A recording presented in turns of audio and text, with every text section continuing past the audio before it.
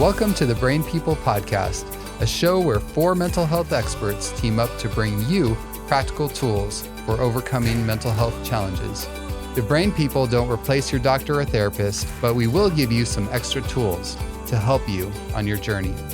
So join us as we fight mental illness, one episode at a time. I'm Dr. Daniel Binus, and I want to welcome you to the Brain People Podcast today. And I'm joined by my co-host, Amanda. And today I want you to understand that I am vigorously dedicated to this podcast because, as you can tell, my voice is a little bit off today, but we're going to make do. And we're going to be talking about a very important topic. And today's topic is the impact of screens and on our mental health, specifically with young people. Mm-hmm. Amanda, could you share a little bit from your background as a therapist, how screens have impacted mental health and some of the issues you see around that when it comes to dealing with young people's mental health? Absolutely. Yeah. I mean, just from the basics of having a kid or a teenager in my office and them checking their cell phone in the middle of our sessions, that's one of the ways it impacts therapy and stuff. But one of the bigger ways that I think it affects therapy is kids have a hard time just paying attention to anything. I actually have 4 different areas that it typically impacts with kids. One is their mental health. Decrease in thinking and verbal abilities, poor socialization, and poor problem solving. Those are the 4 main areas that I see media has an effect on kids. Yeah, I definitely have noticed that too. And of course, not just with kids, but with adults as well. Yes, that's true. And I definitely want to dive into those a little in just a few minutes here. But one of the things that I think is amazing is when you really look at the overall rise of media, the number of hours that we spend daily, of course, adults and kids, and how it really has started to consume our lives in a lot of ways. Absolutely, definitely. So one of the things that when we look at the data that we actually see is that for teens, it's an average of over 9 hours per day of media consumption. Now, that includes non-screen time too, like radio and whatnot, but it just gives you a taste for, wow, this is like ubiquitous. When people get up in the morning, when kids get up in the morning, they're often immediately inundated with media. And it makes me think like, okay, so how is this really influencing us? Not only maybe our mental health and the problems we see, but even the way we think about things and our attitudes toward one another, our cultural norms, et cetera. Yeah, one of the things that I see quite often, which is, I don't think it's a new phenomena, but the way it's growing is new, and that is social anxiety. And because kids and adults too, I mean, we can easily put adults in this, but because kids are so inundated with media, it's harder for them even to consider like being out with others in public without their phones. It becomes, I think of it like a binky or a pacifier. Your little baby doesn't want to leave, and parents will drive, half an hour back home just to get the binky or the blankie or whatever it is. And now the same with kids too. They don't want to be without their phones. Like, I don't know how to hang out with my family if I don't have my cell phone. And the parents are like, come on, join us, do this thing and have fun with us. And the kid's like, I have to be constantly connected with my friends. And so that's one of the big things, is that social anxiety. Like, I don't know how to be around people. One, because I don't know how to do it without my social media stuff or my media in general. But 2, because I'm so used to having this protective barrier between me and others that now what do I do when I'm face to face with them? Absolutely. And it's pretty amazing. They've actually done studies on attachment and how people get literally attached to their phones. In other words, the same parts of the brain light up as if you were actually having a close, intimate relationship with a person, and the same parts of the brain light up when it's with your phone. And people get really anxious when they don't have their phones. And I've talked with several parents where they've confiscated their children's phones, and the child has a meltdown. They throw a fit, they throw things, they destroy things. They're like, that was not my kid. I don't know what happened, but that was really scary. Yeah. And we're talking about phones because they're so accessible. But I mean, some people who are listening may have even heard some of the news that came out, years ago, where kids were, playing video games upwards of like 16 hours a day, and there was some intervention there. And so the parents said, we got to take the video games away. And kids were, throwing tantrums, destroying property in the homes. And at the very worst, they were even committing suicide because they didn't know how to live outside of this virtual world that they had created and then consumed their time with. It's really scary. And I think part of that, what we're seeing is that it does make it difficult for people to actually function in a quote unquote normal way in relationships, because they get so used to looking at a phone and having a relationship with a phone and communicating that way rather than having face-to-face conversation. Absolutely. I think of social media. If I'm using social media, I can generally create the atmosphere or the persona that I want you to believe about me. But then what do I do now when I'm face to face with you and you can see my flaws? You can see the fact that I'm not looking perfect today, or I haven't done all of this stuff, or I'm not filtering the words that I say that I've gone over 25 times before I put it on social media. And so these things all create a very fake or facade that we put out there. And then how do I accept that people might not see me perfectly? Absolutely. So let's go ahead and dive into those 4 areas. Can you remind me again, what were those 4 areas that you've really noticed media impacts young people's mental health? Yeah. So the first one is poor mental health. That's including things like depression and anxiety. Then we have decrease in thinking and verbal abilities. And there's a lot of research coming out about how this affects even young little kids, toddlers, infants, that sort of thing. Poor socialization, we've kind of talked about that a little bit, just not either having social anxiety or not having to really confront issues and stuff in real time, in real life situations. And then poor problem solving. There's not that instantaneous, if I watch a TV show, it in a half an hour, maybe 22 minutes if you don't count commercials, or an hour, the problem is solved. But what do I do when it takes several days or weeks to resolve an issue and I don't get that instant gratification? What do I do with that? So those are the 4 areas mainly we see. That's great. And that's really helpful to be able to categorize those things. So let's talk a little more about the first one, the mental health issues. So you mentioned depression, anxiety. I've also seen ADHD. And in fact, the statistics are very clear that over the last couple of decades, ADHD, we're really in an epidemic of ADHD. I mean, people are losing their capacity to focus. Any thoughts about why that is? Yeah, well, one of the things I've considered is, there's obviously some research behind this too, but one of the things I've considered is if I'm, say, for instance, a teacher and I teach 3rd grade and I've got like 30 students in my class, and those 30 students all have 9 hours a day worth of media, whether it's television, movies, cell phone interaction and stuff like that. Think about the amount of money that goes into making a television show, that goes into making a movie to try to get your attention.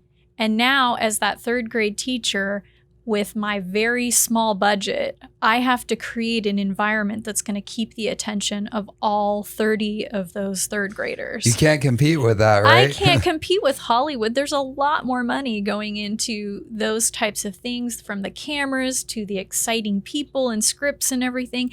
And I might have just had 15 minutes, before class to, get my curriculum together. And I have to try to keep all of those kids' attention spans the same way. Absolutely. And it's interesting because when you think about the neuroscience of media, and whether it's television, video games, social media, any kind of media, what it does is it actually grabs our attention by stimulating the dopamine response. And so, when that dopamine is triggered by something interesting and shiny and exciting, then that actually entrains our brain to say, hey, I like that. That feels good. And a lot of times what starts happening is, like you're saying, reality, it moves slower. A lot slower sometimes. Yes. And maybe a math class is not nearly as exciting, or studying my history book isn't nearly as exciting as, watching some fast moving action flick, or playing a video game, or even interacting on social media. And so, the dopamine level that's released with that is going to be a lot less than what you have with media. So it's like, you can start to understand why it starts to become difficult to pay attention. Oh yeah. And I have a friend who's a teacher, and I mean, as a teacher, he's trying to incorporate current music and celebrities and stuff into his curriculum just to try to keep the kids' attention, because it's so hard nowadays. And even if you look at churches, they're having to up the ante on their theatrics and stuff. I'm not saying they have to, but many times they do, because people don't even want to sit through an hour sermon like they used to, 20, 30 years ago and stuff. So it's changing our culture quite a bit, that we can't sit and just listen or accept something without having some sort of like dramatic car chase. Right. And, in the end, it's sad, because it actually can rob us of the fulfillment we can receive from some of those more in-depth, slower sort of interactions that we might have, whether it's, with another person, or watching a sunset, or appreciating, like you said, a sermon or something like that. Maybe it's not super exciting, but there's depth there that people miss in all the excitement that they're pursuing. Yeah. And it you just reminded me too, it actually cheapens our experience, because it has to be quick and fast. And I heard somebody say once, I thought it was a neat analogy, and you could probably speak to the actual chemistry in the brain of this, but that, when we're infants, we have a very small dopamine receptor. And so that watching kids, because you could put a baby or an infant, not an infant, but maybe a toddler, on a blanket out in the park or something, and they will stare at like a little piece of grass for what seems like a very long time, and they're so mesmerized by it. It's so exciting. But then you put that baby in front of, a cell phone while he's in the grocery cart, at the store, because mom wants to distract from, that interaction while she's shopping. And then that kid can't look at grass anymore. That's it right. needs the cell phone to keep it going. So what that means is the dopamine receptor gets bigger and bigger and bigger. And so you need more and more and more to get that same reaction. You really get desensitized over time, just like Perfect. with in a way with any addiction, really. And that's why we see that a lot of people can literally get addicted to media. And it does the same sort of thing. You need more and more sorts of stimulation. I'm sitting here kind of laughing because I have as you know, a 14-month-old baby, and I've seen her do that. She'll look at little pieces of lint on the rug and like pick it up and be like, oh, looking at that. You'd think it was something totally not lint. It's hilarious. And so we do cheapen our existence, I think, oftentimes. What do you think about multitasking? When, is that an issue when it comes to interfering with our attention spans. Well, and yeah, absolutely. And I've heard it said you technically can't multitask. You can't do two things at once. You know, a woman cooking, or anybody cooking for that matter, is in the kitchen. Yeah, one thing's cooking, but you're not actually doing anything. You're mixing something in a blender, and then you go back to checking it. The blender's left alone for a moment. So you're going back and forth. But what we're talking about with multitasking is I have to have 3 or 4 or 5 or 10 things going on at the same time to keep me from that 30 seconds of boredom versus, hey, I can just sit here and wait for something else to happen if it takes that long to get there. So. Absolutely.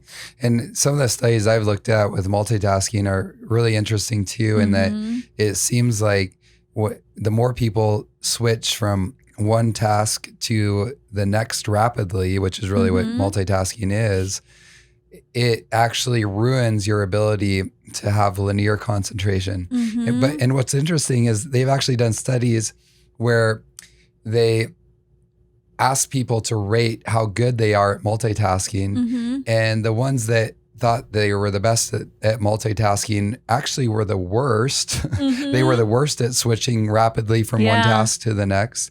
And they had the worst concentration. And so that's how things get burnt. Yeah, exactly. That's how things get burnt in the kitchen, and sometimes in the office, and all sorts of relationship problems. Anyway, yeah, so the whole multitasking thing, it's important, I think, that people realize that not only is it not truly possible, it's horrible for your mental health, for your focus. Yeah, the other thing, or the next thing, is decrease in thinking and verbal abilities. And this is where a lot of the research is done on infants or babies and stuff. And they notice how this affects them. And I think, let's see.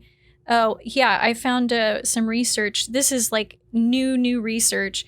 It's a $300 million National Institute of Health study that just started in 2018. So they haven't even finished it.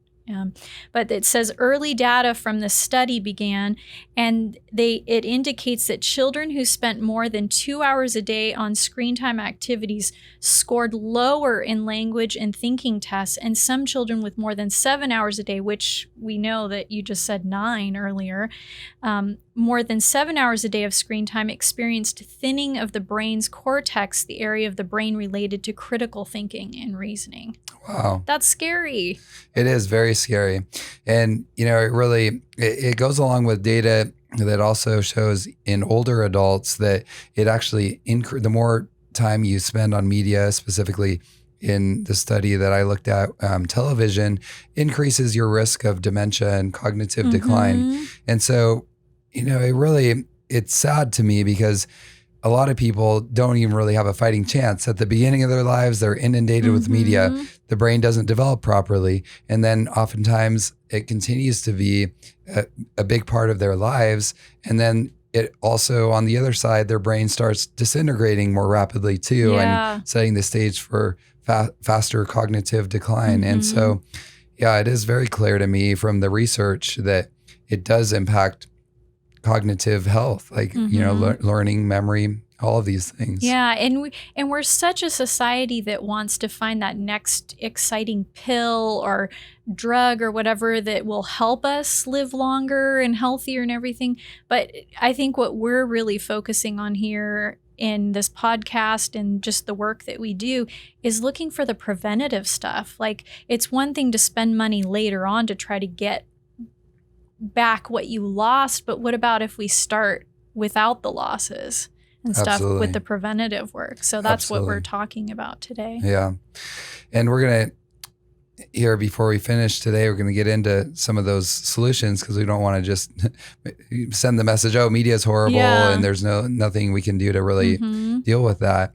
But real quick, the last two. So we have, first one was the mental health issues. The second one was the cognitive health issues, learning, memory, that sort of thing, verbal. The third one was? The third one was poor socialization. Poor socialization. And we did kind of talk about that a little bit at the beginning, where, you know, we don't know how to interact with others. We tend to, I think even the average person is hearing this more now too with, social media. We'll say things to people online that we won't say to people in their face or Yes. to their face. And so we have to remember that being face to face and learning how to talk to other human beings in real time helps us also build empathy and sympathy towards others. It's very easy to just have an opinion, throw it out there into the atmosphere of technology and not realize what are the long-term consequences of that. Absolutely. And that was one of the things that was going through my mind too, is that empathy piece. People don't realize how important empathy is. Mm-hmm. If you don't have that face-to-face interaction where you're actually reading people's facial expressions and sharing life together, you really lose the ability to have that sense of real depth of connection and real caring Mm-hmm. that comes, and you tend to actually start treating people more like objects and wait, how can I kind of use this person to Mm-hmm. get to where I want to go, rather than really saying like, okay, how can I connect with them and have a relationship that's mutually beneficial and that sort of thing. Yeah. When I was growing up, I'm sure you can attest to this too. I only had a certain number of people in my sphere. I only had so many people, whether it was my classmates, people from church, in my own home even. I could grasp, interacting with those people. It was hard sometimes, but I figured out how to interact with them. But what happens when you add 500 more, quote unquote friends through social media, or you have these celebrities that have perfect lighting and all of this other stuff? Now I have to contend with those quote unquote relationships too. And even to hearing about the pain and suffering of those people, it's hard to keep track of all of that. But what if we just kept track of the sphere that we had, those human interactions that were on a more regular basis? Now that's not quite as overwhelming as, I feel sorry for kids nowadays, all of the hard stuff that they take on. So socialization becomes harder because I'm not just keeping track of my sphere, I'm keeping track of thousands and thousands of people beyond that. Yeah, it is very hard. And even though research shows that people get a little bump in dopamine and a little pleasure in interacting online and social media and whatnot, they find that it's a lot less pleasurable than face-to-face interactions. And so, the net effect is that if you're supplanting, the time you should be spending face-to-face with this online stuff is just not going to give you a good positive effect. So the last, and then the fourth one, the last one is poor problem solving. And I think you and I were talking about this before we actually started the podcast, but there was a time when, if you had a problem, you had to go searching for the answer. You might have to talk to people about it, which includes the socialization aspect. But nowadays we just type into the search engine, hey, how do you do this, or a video, whereas we might have had to fail a few times first until we finally got it, or talk to somebody who's an expert and do that interaction of problem solving.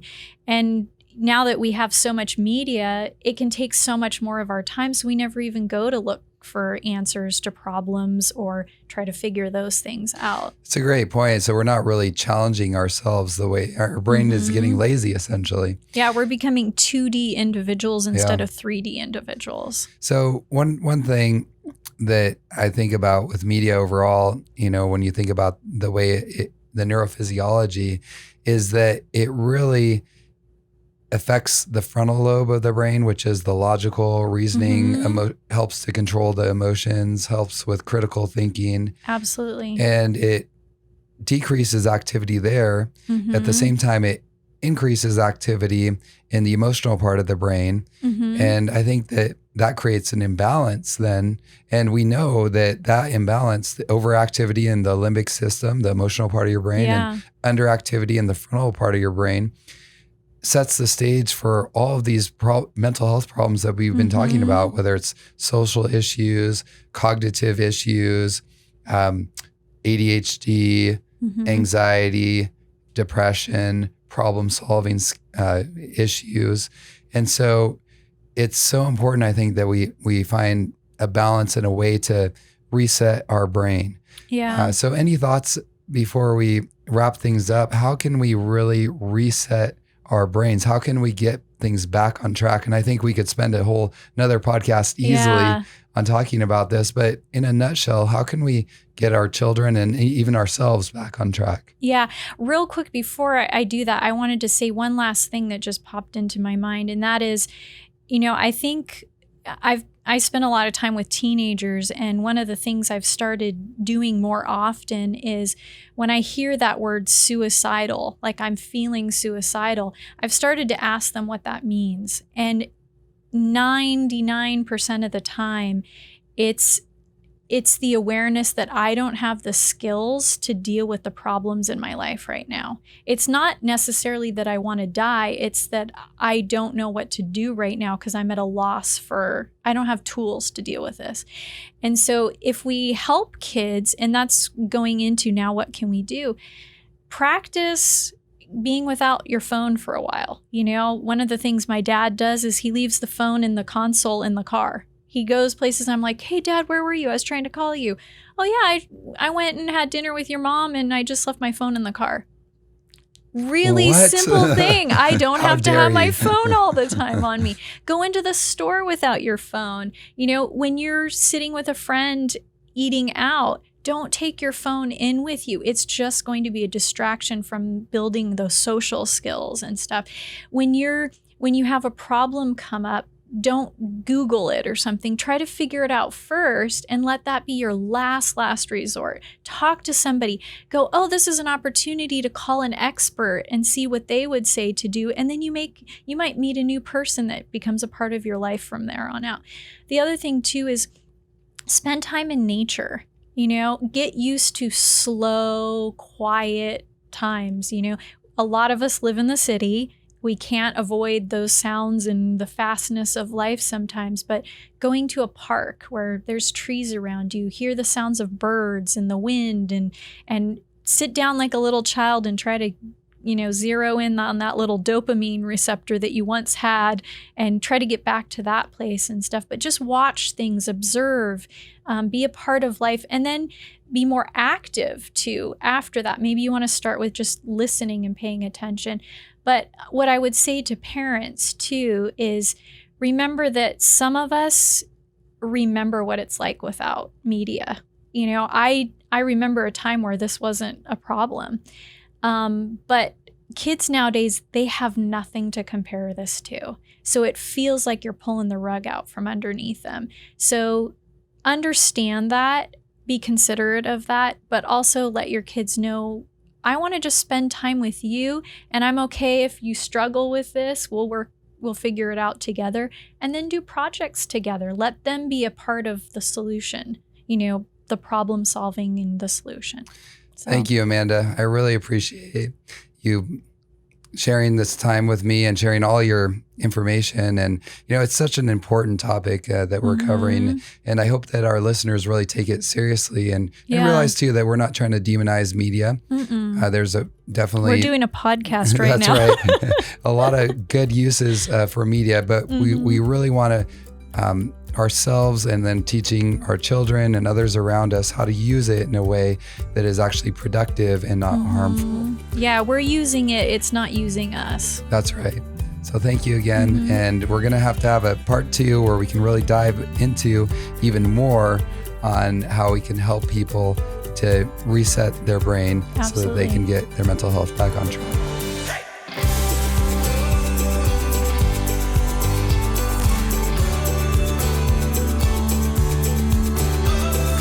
Thanks for listening. To hear more episodes, find us on social media, or support us financially, visit thebrainpeoplepodcast.com.